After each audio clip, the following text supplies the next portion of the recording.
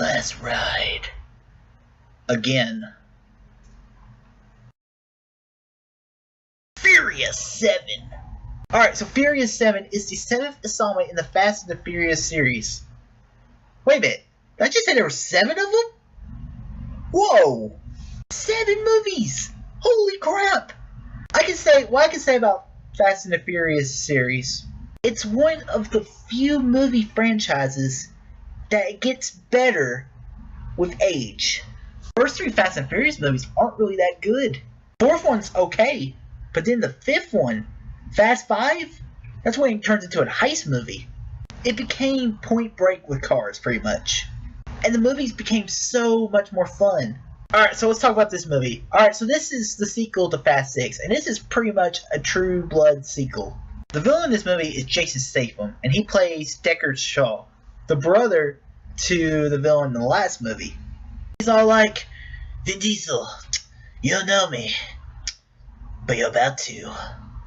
He is on a quest to make Dom and his family pay. To a point, it gets kind of ridiculous, but this is Fast and the Furious we're talking about. It can't get that ridiculous, right?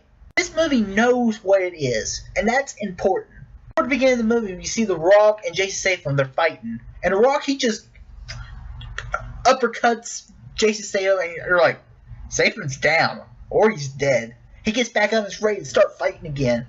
You're like, no, that's not realistic. So that's when you know this movie is not realistic. There's always an element of realism in the last few Fast and Furious movies, but that's completely thrown out the window, and I'm fine with that.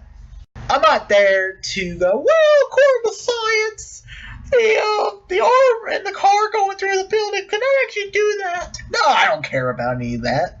I want to see fast cars. I want to see gunfire. I want to see hot living in the cars. When I go to see a movie like Fast and Furious, that's what I want. If I want to see a good drama, I would go see a good drama and like, that was a very intellectual movie. And I like those kind of movies as well. But sometimes I want a popcorn flick. The action in this movie is really well done. Also, the first Fast and Furious movie, not directed by Justin Lin. He directed all 6 of the Fast and the Furious movies up until this point. And we got this new director, Justin Wan. Justin Wan directed horror movies. It was interesting to see him do this action movie because it's so different from an action and a horror movie. I kind of prefer the style of Justin Lin, though. Also, I felt they underused The Rock. The Rock is only in the movie for about 25 minutes.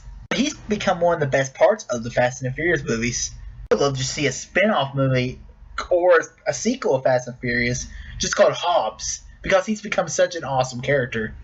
And it's possible because of The Rock. The Rock is such an awesome guy. He's charismatic and everything. He's so much fun to watch on screen. The story makes no sense, really, because there's just like this thing called the God's Eye. It's like the internet thing and person of interest.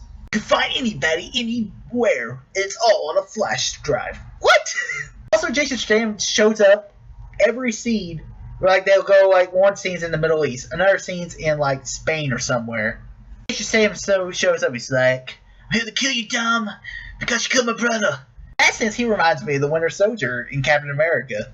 He's just there to screw up everybody's plans. The Paul Walker situation. Now, if you didn't know, Paul Walker died back in 2013, I believe. And I hated that. You never want to see anybody die. Especially you don't want to see an actor die when they haven't finished their movie. But was Paul Walker a good actor? No, not really. The way they sent him off at the last 4 or 5 minutes is a tribute to Paul Walker. They show scenes from all the Fast and Furious movies he was in. Also, there's a song playing that it's been stuck in my head for days. You can see the ending that people have been uploading on YouTube and it hasn't been taken down or anything. And it says for Paul.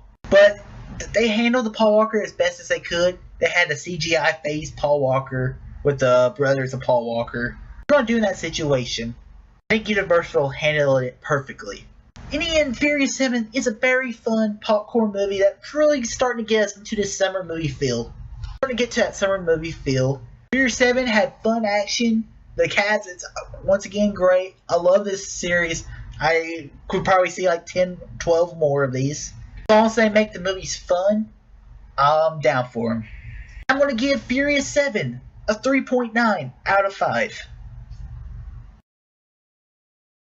Have you seen Furious 7? What are your thoughts? Comment below, let me know, and tell me which Furious movie is your favorite. And if you like this video, click that thumbs up button. Subscribe to see more. All too easy.